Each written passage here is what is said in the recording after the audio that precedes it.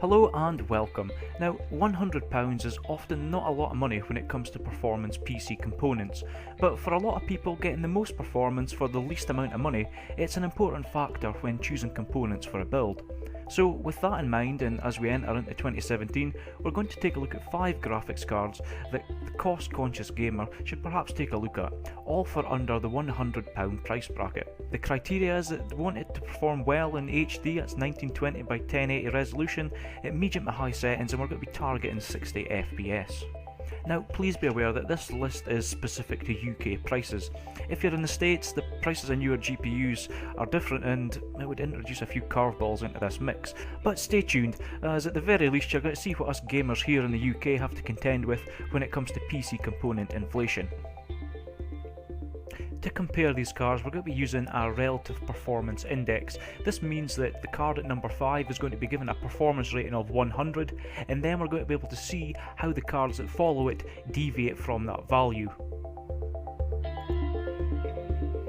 Now at number 5, we've got an oldie, but due to its price to performance ratio, it makes it onto this list. It's the GTX 950 from Nvidia. Now this card was launched at the end of 2015 and it's based around the same GM206 processor as its highly capable older brother, the GTX 960. The card actually offers fairly similar performance to the GTX 1050, which costs £125, but obviously using the older technology, it means it can be had for quite a bit cheaper. Online, this card can still be picked up for about £100, but it does require a 6-pin power connector, so it's perhaps not as versatile as some other low-end cards out there. It's really unfortunate that the GTX 1050 just seems a bit hesitant to drop down to that £100 price point, but should this happen, it would replace the GTX 950 on this list. At number 4 now, we've got an entry from AMD with their RX 460 2GB. Now this card is by no means a powerhouse, but in December of 2016, AMD released their latest Crimson Relive drivers, which, apart from adding some fantastic video capturing features, it gave the RX series of cards a considerable boost. Gamers using the RX 450 have seen an increase in average FPS anywhere from 5% to 10% depending on the game, and while you do get 4GB models of this card, they still hover around about the £125 price bracket. 2GB model, however, has dropped down to that £100 price, although you're still going to be limited to just a few third-party vendors at this price point. Another plus point of this card is that it draws its power from the motherboard, which means that while overclocking potential might be somewhat limited, it's a perfect candidate if you simply want to upgrade that old Dell or HP PC that your parents bought a few years back, or if ultra low power consumption is something that you're keen to get into. Now at number 3, it's another entry from AMD, and this time it's possibly fairly controversial and it's a fairly old GPU, the HD 6950 or 6970. Now yes, this is a 6-year-old GPU, but that doesn't mean that it can't still pack a punch, and if you're familiar with this channel at all, you'll know that I'm really quite fond of this GPU and I've benchmarked it extensively over the last few months. Now, prices on used GPUs do tend to fluctuate over time depending on how much there are for sale on eBay, for example, at any one time, but having recently sold one of mine and looking on eBay currently, you can pick one up for anywhere between £30 and £50. Now this is obviously well under that £100 price bracket, and that just pips it ahead of the cards that are at number 5 and 4. Performance might not be quite on the same level as those two cards, but what it does allow you to do is to prepare for the future while still enjoying the games of today. If you've got a pre-built PC, which often come with subpar power supplies, you could take the money that you've saved buying this lower tier GPU and invest in a quality PSU. This in turn opens the door for future upgrades and will give you a much greater choice of components down the line. And finally, at this price range, it's really unlikely that you're actually going to lose any money on this GPU should you decide to sell it on in the near future. At number 2, it sees another entry from the green team in the form of the Nvidia GTX 770.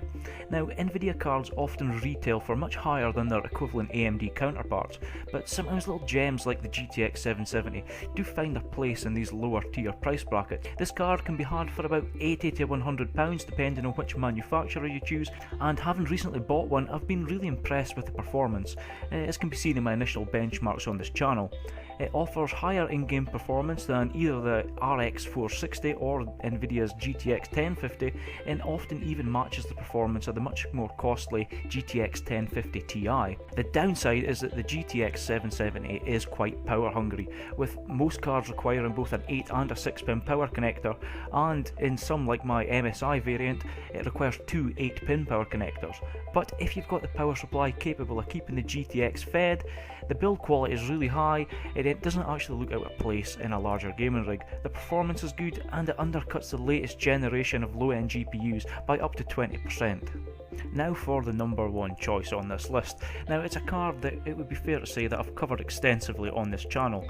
It is of course the R9 280X 3GB. Now this is the card that I built my budget gaming rig around, and at £80 to £90 offers buyers much higher performance than the latest generation of low-end GPUs from either Nvidia or AMD. Being a generation or so old, it does lack a few features that you can enjoy on some of the newer cards from the RX series for example, but when it comes to price to performance, it's hard to beat. Now I know it won't be for everyone, as just like the card at number 2, it requires a 6 plus 8 pin power connector, so it does require a quality PSU, but if you've got the power, it can outperform a stock GTX 1050 Ti, which in the UK at least costs twice as much, and there's really not much in it between the GTX 770 and the R9 280X, and in every game that I've tested, apart from Crysis 3, the AMD card comes out on top. This, coupled with the higher amount of VRAM, means that it handles some of the more open world games much better. For example, in GTA 5, I can turn up the graphical settings to saturate around 2.8GB of VRAM and still get playable frame rates at 60 FPS. This additional longevity means that, for the time being at least, the R9 280X takes the top spot for me going into 2017. So there you have it folks, this is my take on the low-end GPU scene as the year comes to a close. Will it stay the same? Well, that all depends on what AMD's Vega platform does next year and what Nvidia's response to it is. But at the moment, if you think I've missed any gems or if you've got any thoughts on this list, then feel free to let me know in the comments below. Also, don't forget to hit those thumbs whichever way you fancy, and subscribe if you've not done so already. Again, thank you so much for watching, and I'll catch you next time.